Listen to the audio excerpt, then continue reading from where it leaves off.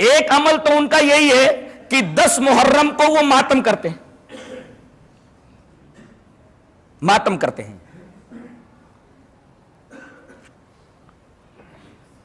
मातम कब से शुरू हुआ? 291 साल के बाद। किसके 291 साल के बाद? मैदान करबला में हजरत हुसैन के शहीद हो जाने के 291 साल बाद मुइज़्ज़ुद्दौला दैलमी ने 352 हिजरी के अंदर मातमे हुसैन को ईजाद किया कि हुसैन के नाम पे मातम किया जाए, और इस मातम का दिन उसने मुहर्रम की 10वीं तारीख मुतय्यन की।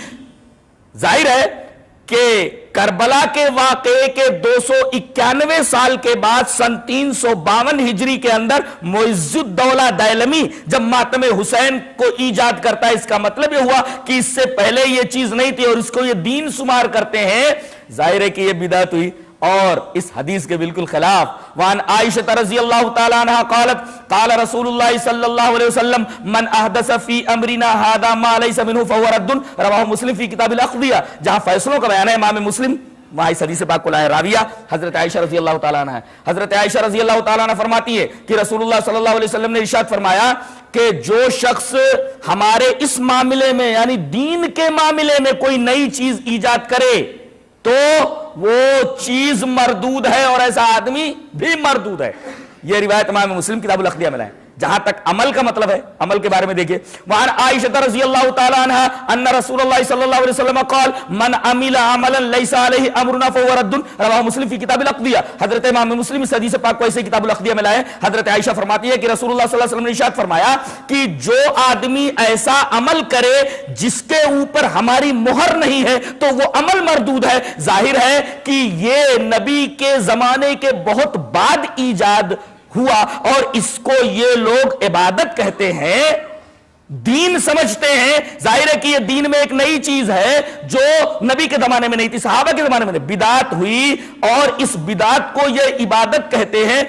यहां तक के 10वीं मुहर्रम के मातम को तमाम इबादतों से अफजल समझा जाता है। मैंने एक साहब को ये कहते सुना कि 2 भाई थे, एक सुन्नी था दूसरा भी सुन्नी था मगर शीइयत की तरफ मायल था। तो मुहर्रम के दिन अलम लेकर के दोनों जा रहे थे। दोनों ने अलम को संभाल रखा था, पकड़ रखा था, इसलिए कि अलम जरा भारी था तो दोनों भाइयों को संभाल करके ले जाना पड़ रहा था। अचानक असर की अजान हो गई तो वो भाई जो सुन्नी था उसने कहा कि तू अलम को पकड़े रहे, मैं जरा नमाज पढ़ करके आता हूं। वो कहता है कि अरे इसको छोड़ करके तू नमाज पढ़ने जाएगा? इतनी बड़ी इबादत को छोड़ करके तू नमाज पढ़ने जाएगा? अल्लाह। इसका मतलब यह हुआ कि यह आलम उठाना यह नमाज पढ़ने से भी आला और अफजल काम है। इन्होंने इस बिदात को एक बहुत बड़ी इबादत का दर्जा दे दिया है जो इन दोनों हदीसों के तनाजुर में बिदात ठहरती। और उस मातम के अंदर ये अपने सीनों को पीटते हैं, सीना कूबी करते हैं, अपने कपड़े फाड़ते हैं, गालों के ऊपर तमाचे मारते हैं। ये तमाम हरकतें जायज हैं। आइए ये हदीस देखते हैं। वान अब्दुल्लाह रज़ियल्लाहु ताला अन्हु क़ाल क़ाल नबी सल्लल्लाहु अलैहि वसल्लम लैसा मिन्ना मन लतमल खुदूद व शक्कल जुयूब व दाब दावल जाहिलिया, रवाहुल बुखारी फी किताबुल जनाइज। हजरत इमाम बुखारी से हदीस पाक से किताबुल जनाइज के अंदर रावी हजरत अब्दुल्लाह इब्न मसूद है। हजरत अब्दुल्लाह इब्न मसूद फरमाते हैं कि नबी करीम सल्लल्लाहु अलैहि वसल्लम ने इरशाद फरमाया वो आदमी हम में से नहीं जो गालों पर तमाचा मारे। कुछ औरतें भी तौबा करते वक्त कहती तौबा तौबा तौबा तौबा, ये गालों पर तमाचा नहीं मारना चाहिए।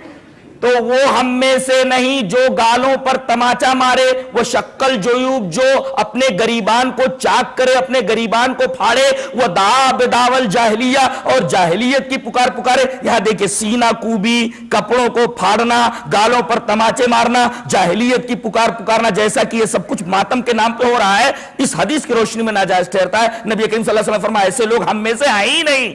इनका दूसरा प्लेटफॉर्म हो सकता है, इस्लाम का प्लेटफॉर्म नहीं हो सकता जो इस्लाम में लेकर के आया हूं। इसे इमाम बुखारी किताबुल जनाइज के अंदर लाए।